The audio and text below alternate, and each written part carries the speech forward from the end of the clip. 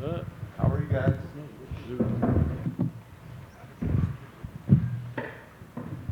I just put chapstick on. Am I mad greasy? How am I doing? Am I right? I'm good, D. I'm just messing with you. Oh, you're actually going to help me out. I appreciate that. You're so sweet. You're so sweet, Denise.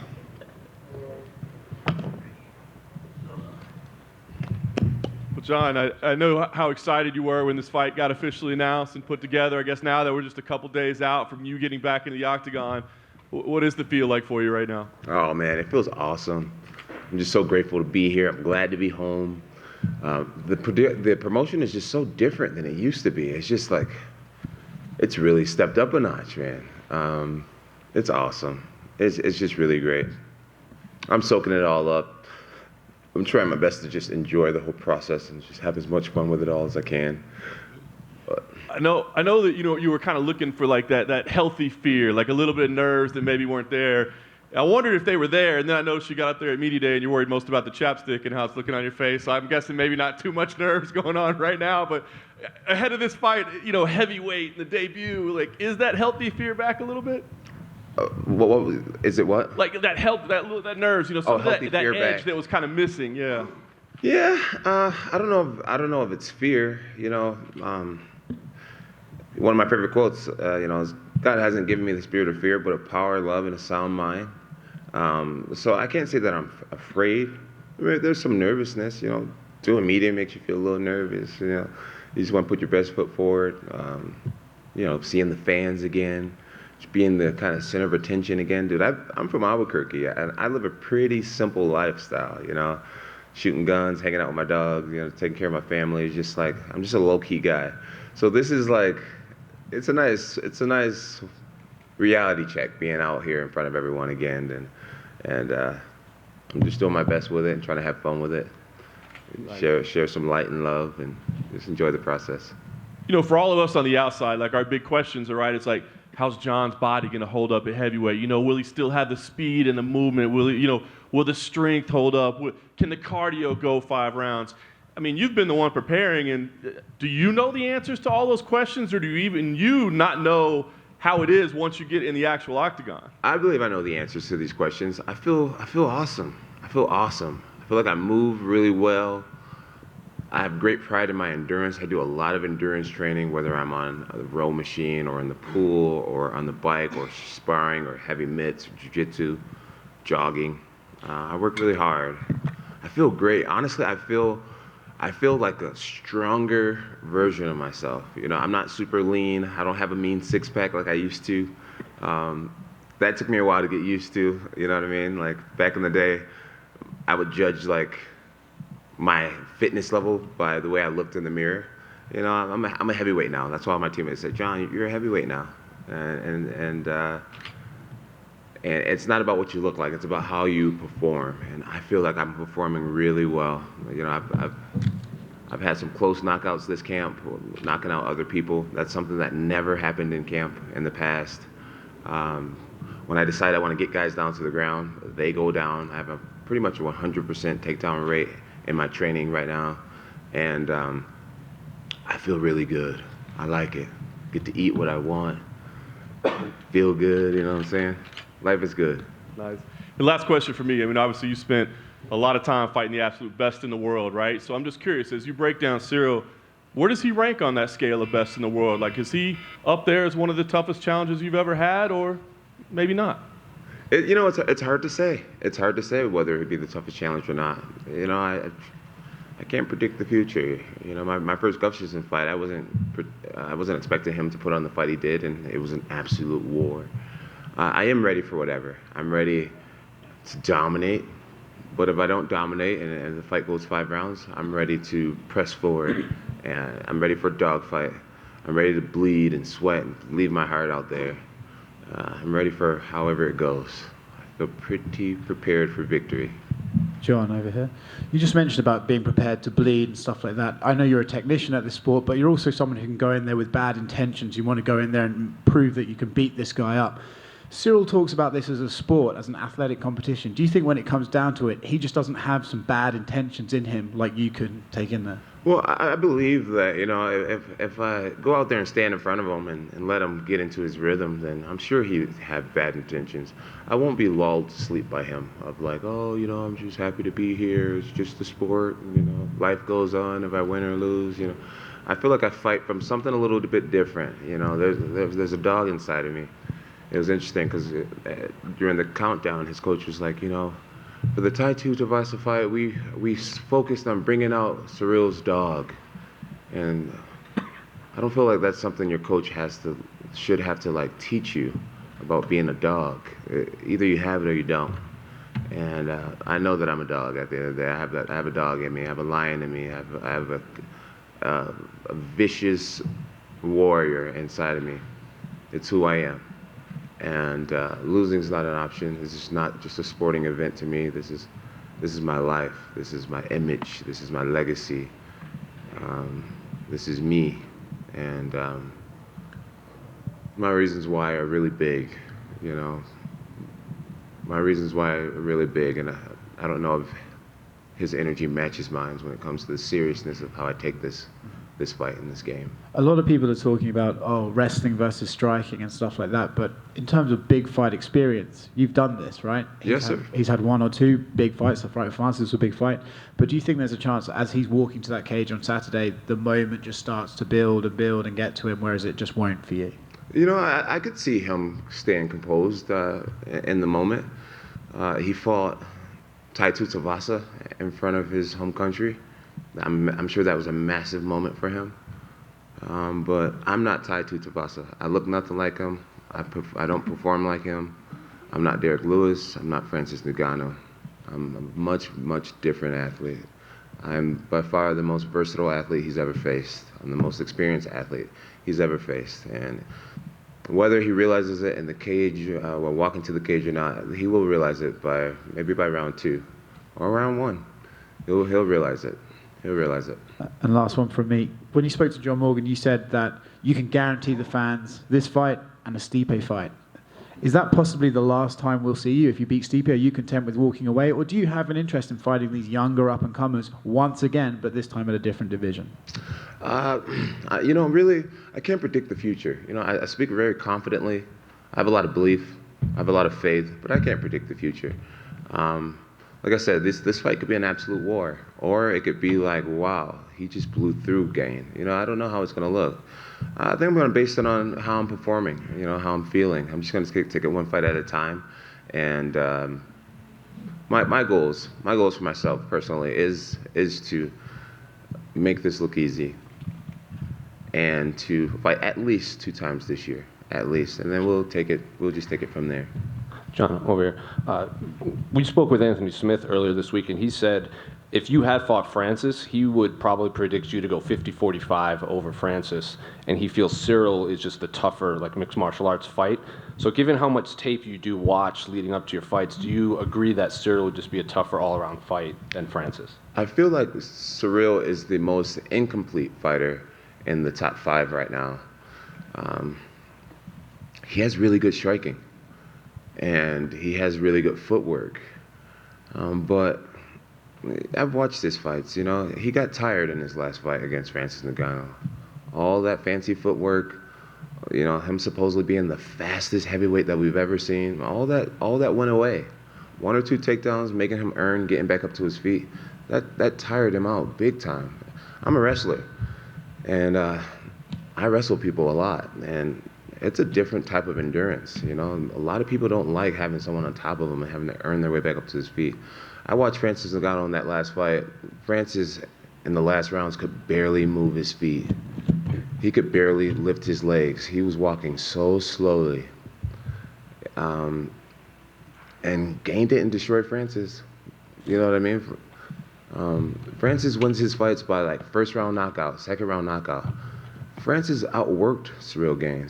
Gane's coach said it himself. Ciryl's talented. Francis is a hard worker. I beat Daniel Cormier. I outworked Daniel Cormier. Daniel's slogan is "Embrace the grind." Daniel Cormier outworked the shit out of Francis. But Francis, the guy who outworked Ciryl Gane, It's like, since when has Francis become a guy who outworks others? His gift is knockout power. He got outworked by Francis. That tells me a lot. That tells me a lot. I watch that fight almost every night, and I just see Francis exhausted, land on top of Ciryl Gane, not even trying to hurt him, just being satisfied being on top. And I saw no offense from the ground. We all know Ciryl has nice ankle locks. Our team worked extensively on ankle lock defense, reversing them. I just don't see Ciryl being able to handle a guy like me. I just can't see it. I respect him. I work very hard. I know I talk confidently, but I respect him so much. And like every opponent, I give it my all. I just don't see myself losing to a guy like Ciryl Gane. Not getting outworked by Francis. I just can't imagine him outworking me and he couldn't outwork Francis. I just can't see that happening.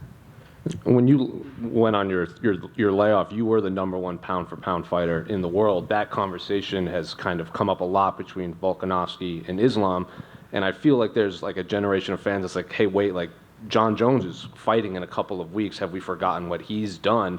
Do you think people, like there's a generation that just hasn't seen you fight and maybe they just don't appreciate what you did in the past? Yo, it's wild. The MMA game is wild. I have young men coming up to me. And, Yao Ming? Excuse me? Yao Ming? No, young men. I'd be like, ni hao ma. Yeah, I have young men coming up to me and they're like, dude, I started watching you when I was 10 years old. You know, today I'm 22 years old. I'm like, I've been around for a long time, dude. I got all these gray hairs in my beard. It's wild. It's wild. I'm honored to still be here. It's great to still be here. I've been inactive over the last 3 years when it comes to the UFC space. I've been living a total martial arts lifestyle for the very first time in my life, though. You know, in the past, I would mainly train right before fights, and now I have my own team, and they hold me accountable. I have to be there, and so you know, I weight lift 4 days a week. I train 5 days a week. I have multiple practices a day. To get to your question, Volkanovski has been very active, and I do believe that he deserves to be the top fighter in the world. Him and Islam, you know. I think Volkanovski kept that title after a loss. Well, he deserves it, man. He's refreshing. He speaks well. His country loves him. He represents the sport well. He can't dance. We established that. I asked him about being able to dance. It's funny. He's like, yeah, I just shadow box. Anyways, I'm fighting to be the greatest fighter ever, not to be the pound-for-pound best right now. We have two different motivations, and I think there's room for both of us at the top. And final one for me, Bo Nickel was in here. He said you guys had a little bit of a wrestling match. And so how'd that go? It wasn't a wrestling match. Bo is young and ambitious, and he's looking for a reason to try to take me down, I'm sure. I'll give him the opportunity if he wants it, but I'm an old man with a lot of tricks. We shook hands, and we kind of got down in a wrestling stance. And I think he was thinking that I was going to let his hand go. And he went to try to grab my leg, and I held his hand and just kind of made him do a really awkward motion. And we both looked at each other, and I just said, I got some tricks now.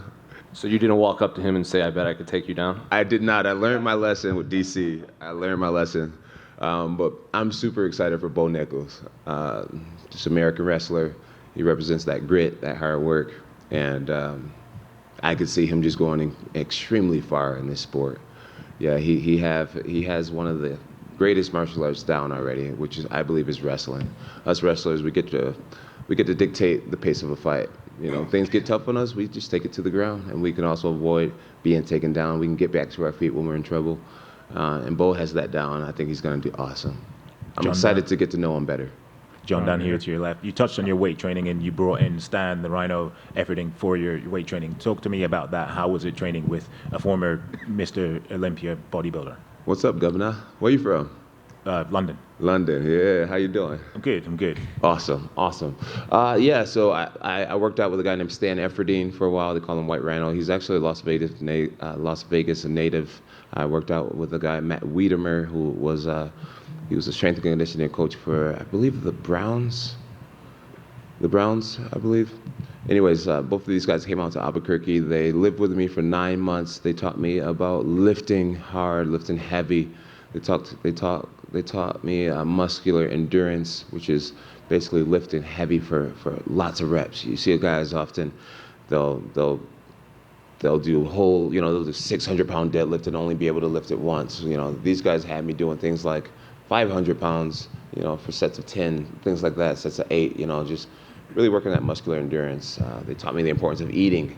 You got to eat if you want to gain size. And so just eating rice with eggs in the morning and rice for breakfast, lunch, and dinner, 6 meals a day, 3 protein shakes a day, the importance of sleeping early, staying hydrated, just really living the lifestyle of an athlete. And I think that's why I come into this event with so much confidence.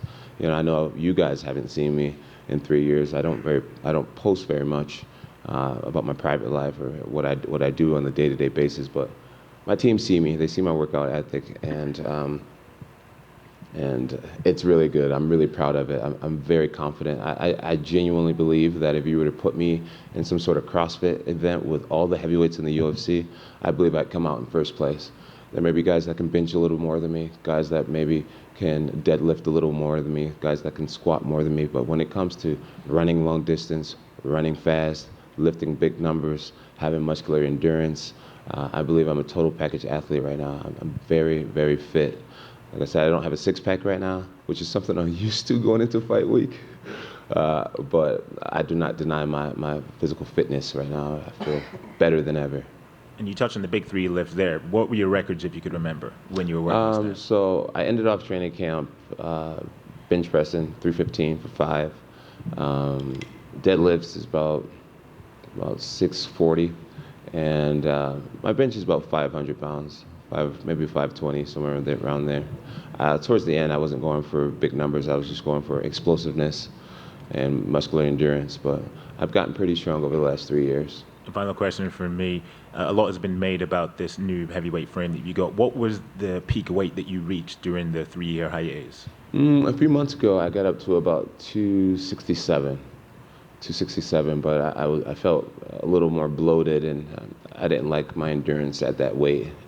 So I plan on competing right around anywhere between 245 and 250 on fight night with Ciryl Gane. I don't think I need to be overly big in this event. I just need to have the engine to carry me through the event. I have the engine. Jon, right here. You tweeted out the other day, I feel officially cleared and there will be no asterisk next to my performances anymore. I think I know what you were getting at with that, but for people who are maybe uneducated, can you elaborate? Yeah, so USADA has changed some of the rules regarding picogram levels and what's allowed, and I've come to find out that all my findings were under the new legal limit, meaning that I would have been cleared from every test I've ever taken, and that means a lot to me. I'm grateful to be the athlete who fought the system, who could afford the lawyers and the scientists to prove my innocence. I do believe that I don't know if it's the word carry the cross or like took the bullet for the rest of all the young athletes, but I was the first to have to go through it, and people considered me a cheater. And now, if that same rule would have applied back then, it would have never even made the media. It would have never been a deal at all. My win over Daniel Cormier would not be a no contest. It would be a knockout, KO victory. So I'm hoping that with these rule changes, maybe we could go back and make that no contest a win. That would mean a lot to me. I have no ill will towards USADA or anything like that. It was just something that we needed to go through. I was the first one and one of the biggest names to go through it. And I'm glad I did, because some of these younger fighters wouldn't have been able to survive something like that. They would have just been cut or not been able to afford the lawyers or whatever. So I took the bullet for this sport, for Major League Baseball, and I'm glad that fighters in the future get to avoid what I went through. It was hell, being considered a steroid cheat. And I'm glad that people can see clearly now that I never was. And I feel set free. And John in the you back. mentioned, just one more. You mentioned that we don't get to see much of your personal life and stuff like that, but last time you were in Vegas, the Hall of Fame stuff, some of that did spill out into the public. We haven't heard you really address any of that stuff. Just want to give you the opportunity if there's anything you want to say about the next past question. few years. Fair enough. What were you saying, ma'am? Oh, in the back. You mentioned that you have a different motivation. And what is that for you now, and coming into this fight specifically? So my motivation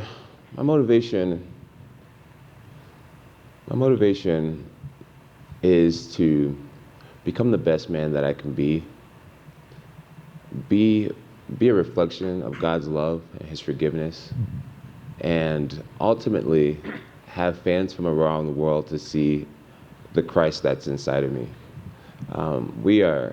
None of us are perfect, and we all have ups and downs in life. And I genuinely believe that my imperfection makes me very relatable to a lot of people. And one of my goals is for people to one day see, like, if a person like Jon could love Jesus Christ, and if a person like Jon could have a relationship with Jesus Christ, then maybe I can too. And I really believe that my platform one day are going to lead a lot of people to Jesus Christ. I'm excited to get things right eventually. You know, I'm 35 years old, and I'm at an age where you can't make many excuses for downfalls and stuff like that, but I am a young man. And I'm looking forward to the man that I'm going to be one day when maybe in my 40s. You know, I'm not saying I won't make mistakes again in the future, but maybe the man that I'm in my 40s or 45, 50 years old, I'm going to be a man with a lot of experience. I'll be able to talk to young men and tell them, you know, things they don't want to do, roads they don't want to go down. And ultimately, I really do believe that a few souls will be saved because of my existence. And that is my motivation, to build a big platform and ultimately find ways to give glory to God. Just a final. John, What's up, man? there's a theory out there that your last 3 title fights, you were bored and that you were basically playing with your food. Now that time has passed and you're in a new division, was that true? Yeah, it's not that I was bored and playing with my food. It was just that it was, you know, I wanted more. I wanted greater challenges. You know, these guys were relatively unknown, a lot of these guys, and I really wasn't happy with my pay either. That was a really big thing. And I was at a place where I was just like, how can I spike the interest of the fans? You know, no one knew Dominic Reyes for the most part. He was a killer, knocking out everyone, undefeated. No one respected him, you know, as good as he was. And we saw how good he was competing up until fighting me. No one respected him. And I was just stuck in this place of, like, you know, how can I get to a certain level as an athlete? Like, you know, you see these guys, Deontay Wilder, and you see all these athletes, you know, who are not absolute legends, you know, like these guys were right around my level, been competing right around the same time, but these guys got these Ferraris and private jets, and I'm just like, how can I get there? You know what I mean? And I just started to realize that I needed to bump up. That's what the fans wanted to see the whole time. It's like, maybe that's where my big money fights are going to be. And I just decided to make the leap. I feel like heavyweights, our division, there's a lot of guys in their mid-30s, early 30s. And I just felt like the weight cuts were getting a little bit tougher. And I just felt I was at an age where I was just ready to eat more and lift more and be a big boy. And so, no time like the present. We're here now. And that the light heavyweight division has been kind of in disarray since you left that division. Did you kind of foresee that coming, like that title was going to change hands a lot? It's what happened before I became the champion. You know, Leon Machida had the belt, Rashad Evans had the belt, Rampage had the belt, Forrest had the belt. I mean, it just kept getting passed around. Then I came along and I was able to hold it down for a very long time. And then I leave the division, and now it's getting passed around again. It just shows how competitive these guys are. And humbly, it shows how special my reign was to be able to hold that down for so long. And it's a very special thing. I don't take any of it for granted. John, just down here. It's been 3 years since you fought, and also 3 years since Conor McGregor had a win. He's back this year. How do you see Conor coming back against Michael Chandler? There's only one Conor McGregor. I love Conor. I love what he represents, man. He's big. He's big. He has a gigantic brand. Some senses just as big as our sport, you know. And it's going to be great. It's going to be great when he comes back. He's going to bring a whole new energy, even more fans. It's great for all of us. It's great for the sponsors. It's great for the UFC. I wish Conor all the best. I love the way he's living his life. I never thought in my time I'd see an MMA fighter with a Ferrari yacht. Right? But he's done it. Lamborghini yacht. See, you guys know. I'm so proud of him. It opens doors for all of us. It lets young fighters know that it's possible. You know, there's great business outside of the sport. There's life-changing opportunity outside of the sport, and I'm just so grateful for being that example for all of us. And just finally, I know you were commenting a lot of Alex Pereira's posts before he won the title. He's going to rematch Izzy again. 4th time they fought. How do you see that second fight going in MMA between them? I believe Pereira's going to win again. You know, there's some athletes that just have other athletes' number, and he works hard, and I'm rooting for him. I believe he's going to do it again. Thanks, Jon. Thank you, guys. Guys, thank you so much for your time. God bless you all. Make sure you're watching UFC 285 this Saturday night only on pay-per-view.